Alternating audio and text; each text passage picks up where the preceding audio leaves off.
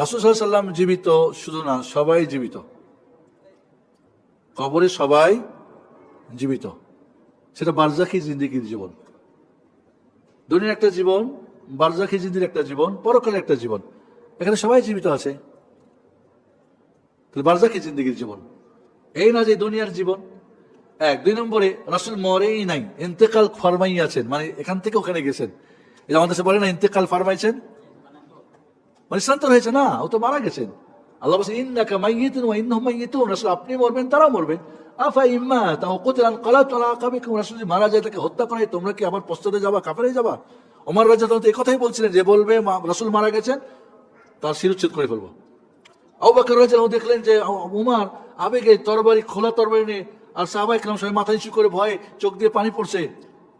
উনি তখন বললেন মান কানা ইয়াবুদু মুহাম্মাদান ফাইন্না মুহাম্মাদ কাদ মাত, যারা মুহাম্মাদের ইবাদত করতে, শুনে রাখো মুহাম্মদ কিন্তু মারা গিয়েছেন।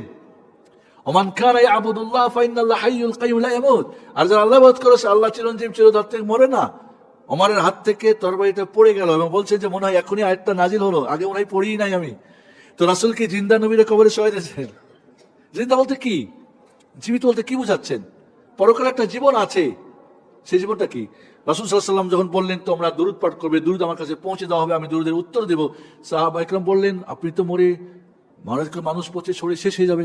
রাসূল বললেন যে না, নবীদের ডেড বডি মাটির জন্য খাওয়া হারাম, এবং আমাকে যখনই দুরূদ সালাম কেউ পড়বে তখন ফেরেশতারা আমার কাছে যখন দিবে, আল্লাহ আমার তখন জীবন ফেরত দিবে, রূহ ফেরত দিবে, আমি তখন উত্তর দিব। তো মারা না গেলে তার রূহ ফেরত দেওয়ার কি প্রশ্ন ওঠে? কিভাবে এটা আমরা জানি না, বারজাখী ব্যাপার কিভাবে ফেরত দেয়, কিভাবে কি কিছু জানি না। তাহলে আপনাকে ওইভাবেই মানতে হবে। প্রথমত আপনি আপনার মেয়ে সঠিকটা মানবেন, তাকে বলবেন ওস্তাজি আপনি যে বলছেন তার দলিল দেন। আপনি যে বলছেন যে আল্লাহ তার রসুল মারা যায় জিন্দা আছে, শুধু তাই না, তারা বলে রাসূল ওখান থেকে সব দেখে, স্বপ্ন দেখায়, অমুক করে তুমুক করে, ওই যে আবু আহমদ মুসলিম নবীর খাদেমকে স্বপ্ন দেখায়, তারপরে ওইটা বিতরণ করলে এত লাভ হয়, না করলে মারা যায়, সব এগুলো মিথ্যা কথাবার্তা। তো এই যে রাসূলকে নিয়ে বাড়াবাড়ি, যদি বলি রাসূল অমর, তাহলে শিরিক না তাওহীদ? শিরিক হয়ে গেল। তাহলে হাইয়ুল কাইয়ুম কে আল্লাহ, তো রাসূল যদি হাই হয় তাহলে তো শিরিক হয়ে গেল। তো আল্লাহ সমকক্ষ করে কি রাসূলকে বাড়ালেন না কমালেন? কমাই দিলেন, নাউযুবিল্লাহ। তো এই জন্য তাকে বলতে হচ্ছে আপনি দলিল দেন। কি দলিল?